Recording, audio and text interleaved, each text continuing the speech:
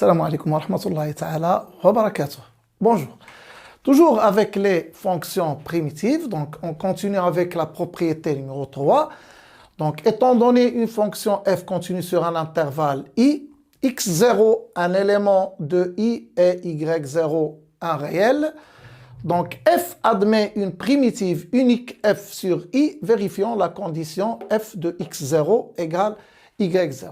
Donc le fait que f est continu sur un intervalle i, ça garantit l'existence des fonctions primitives de la fonction f sur i, mais si on ajoute une condition f de x0 égale y0 avec x0 un élément de i et y0 un réel, alors là, on peut garantir l'unicité de cette primitive. C'est-à-dire qu'il existe une primitive unique f de f sur i, vérifiant cette condition. Donc, pour mieux comprendre la notion, je vais passer à l'exemple suivant.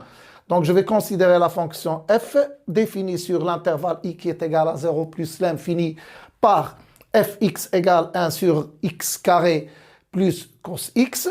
Donc, le fait que f est continu sur i comme étant la somme de deux fonctions continues sur l'intervalle i, la fonction qui a x fait correspondre 1 sur x carré, est une fonction rationnelle, donc elle est continue sur chaque intervalle qui est inclus dans son domaine de définition, en particulier sur l'intervalle i. De même, concernant la fonction qui a x fait correspondre cos x, c'est une fonction qui est continue sur R, en particulier sur l'intervalle 0 plus l'infini. Donc je peux dire que f est continue sur l'intervalle i comme étant la somme de deux fonctions continues sur l'intervalle i. Donc elle est continue sur i, donc elle admet des primitives sur l'intervalle i. Je peux dire que les primitives de la fonction f sur i sont les fonctions définies par quel que soit x appartenant à i. F de x est égal à moins 1 sur x plus sinus x plus c, puisque cette fonction, elle est dérivable. Et si je calcule f' de x, ça va donner combien? Moins 1 sur x', c'est 1 sur x carré. Sinus x', c'est cosinus x. Et c', c'est 0. Donc les fonctions primitives de la fonction petit f sur l'intervalle i s'écrivent de cette manière.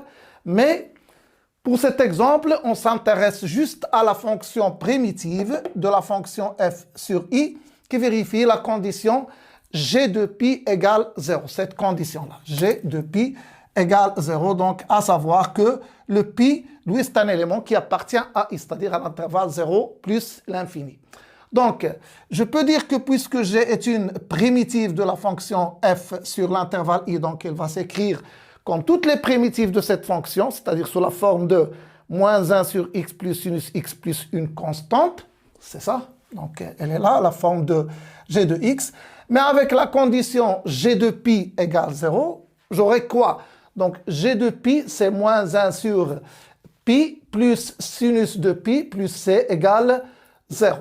Donc, sinus de pi, c'est quoi? C'est 0. Donc, reste donc c égale 1 sur pi. Et donc, je peux dire que pour tout x appartenant à l'intervalle 0 plus l'infini, la fonction g de x, c'est moins 1 sur x plus sinus x plus c, c'est-à-dire plus 1 sur pi. Donc, c'est l'unique fonction primitive de la fonction f qui s'annule en pi.